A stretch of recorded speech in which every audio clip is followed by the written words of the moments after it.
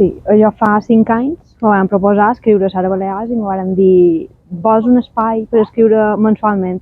I al principi me va fer un pot de dir si no tinc una cosa per dir cada mes, però bé, me vaig llançar i me van dir que en llibertat absoluta i jo vaig tendir a escriure de filosofia.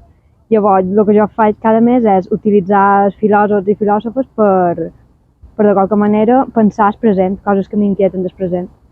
I això s'ha convertit en un llibre. Filosofia salvatge.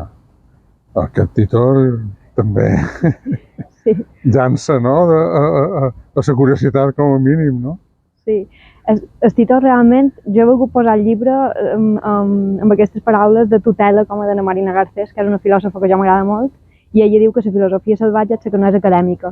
És a dir, és intentar treure la filosofia del perfil acadèmic, teòric, i apropar-la més a la vida. Hi ha molta filosofia de bar. Filosofia de bar, no sé si de bar, més de selva. I la filosofia que porta en aquests moments. Jo crec que la filosofia ara i sempre mos fa aturar. I com que en aquests moments anàvem frenètics a qualque banda que no sé on i anem a tope, la filosofia és com a pitjar el freno i contemplar i cercar sentit o comprensió o consol d'allò que ens està passant.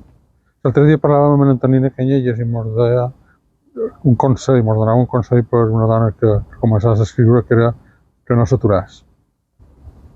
És el que tu fas.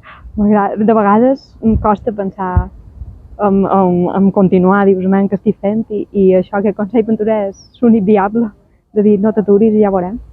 Bueno, tens l'obligació d'escriure el manco un pic cada mes, Sí. per la qual pues, Sí. Aquestes ganes d'escriure també venen obligades, no? Sí, I se suposa sí, que una vegada que ho segueixes escrivint, potser hi haurà un segon tom, no?, d'aquesta filosofia salvatge. Sí, se va dir a la presentació, el meu company, en Xavier Riera, com el presentava, va dir hi podria haver un segon tom, perquè es veu que ja hi ha molts d'articles que estan de fora ja del llibre, així que, bueno, podria ser.